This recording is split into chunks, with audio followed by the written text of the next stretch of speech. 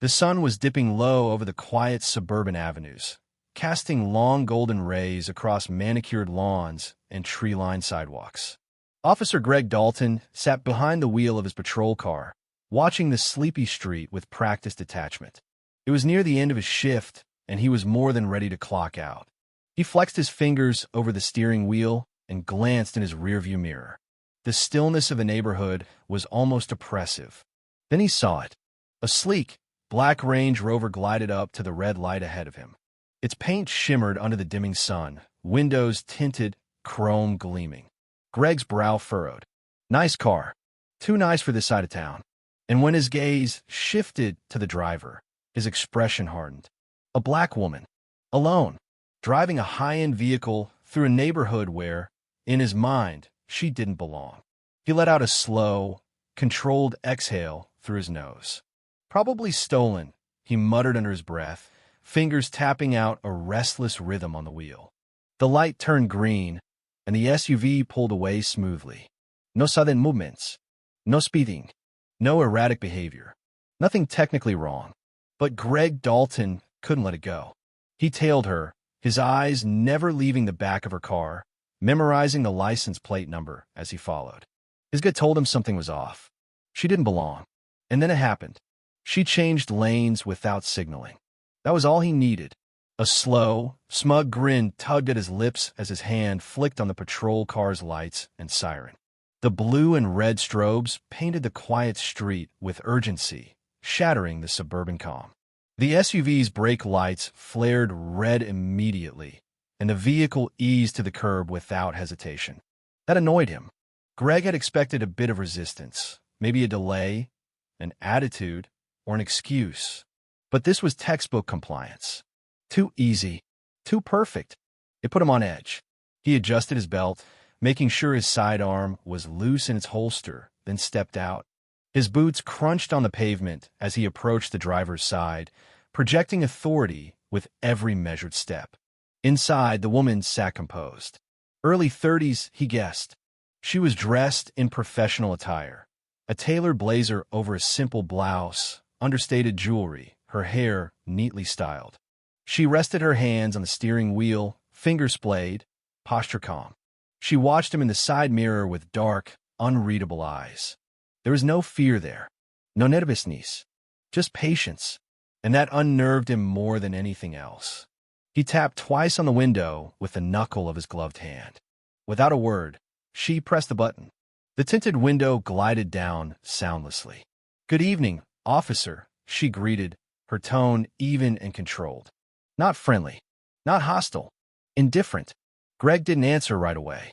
He let his gaze sweep over the interior of the vehicle, her face, her hands.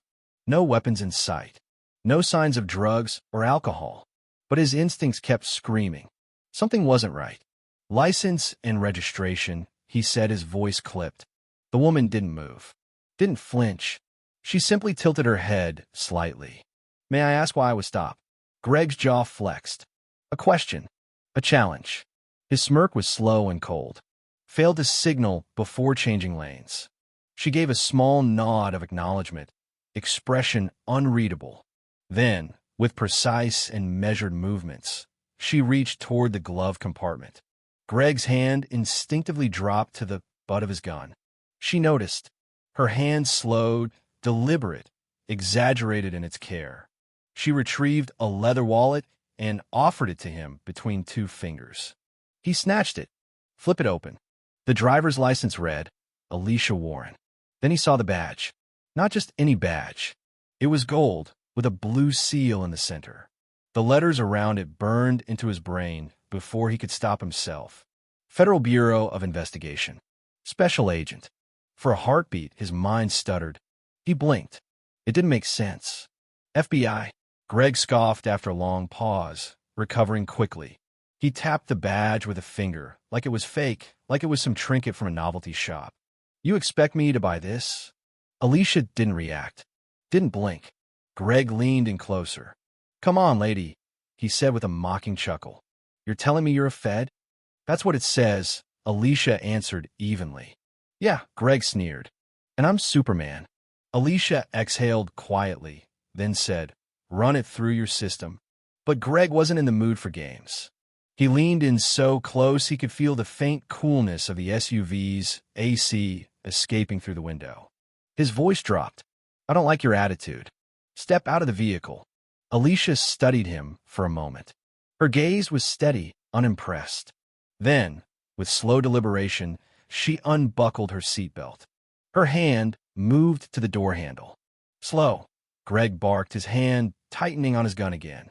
You're making a mistake, Officer Dalton, she said, her tone smooth, almost gentle. Greg's teeth flashed in a grin. And you're resisting arrest. She stepped out. She was taller than he expected, standing straight, shoulders squared. Her poise was military-grade, unflinching. It made something twist in his gut.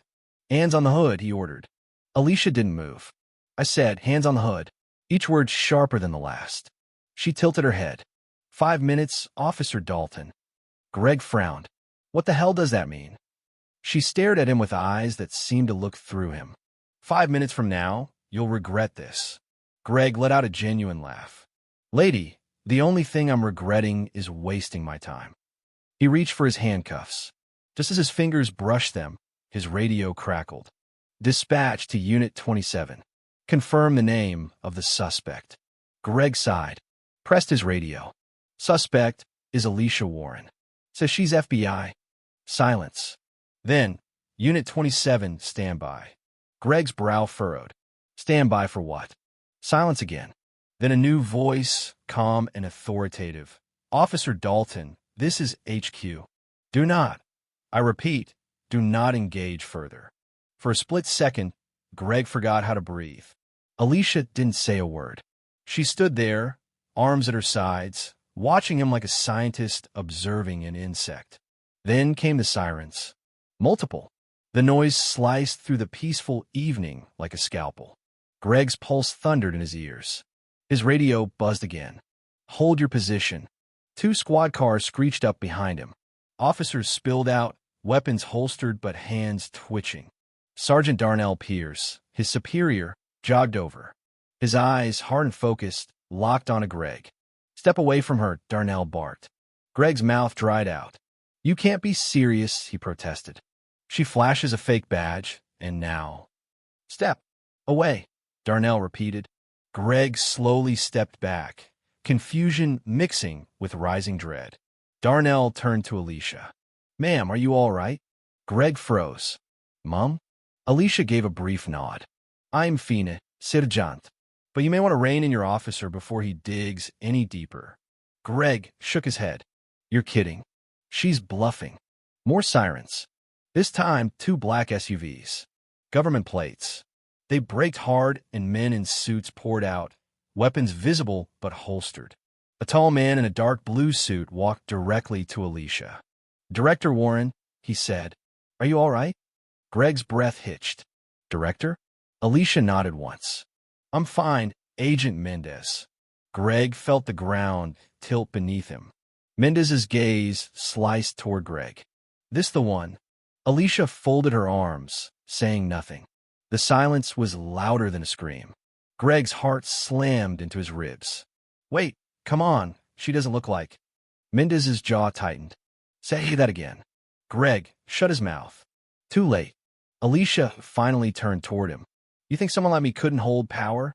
Greg felt his stomach churn. I didn't mean. You did. Alicia cut in, stepping forward. And that's why you're here. Another SUV rolled in. More agents. Alicia barely glanced at them. 5 minutes, she said softly. Greg's confusion turned to fear. The next minutes blurred, orders barked, radios crackling, officers scrambling. Greg stood motionless, listening as Darnell spoke urgently into his radio. But Alicia was calm, centered. Finally, Agent Mendez addressed Greg directly. Officer Dalton, you're to report to your precinct. Effective immediately, you're suspended. Greg couldn't breathe. Darnell's voice was quiet now, almost pitying. You're lucky. She's not pressing charges. Greg's head snapped toward Alicia. What? She didn't answer. She simply walked past him and climbed into one of the black SUVs. 5 minutes ago, Greg Dalton had thought he was in control. Now, he realized he just lost everything. And the worst part? It was his own damn fault.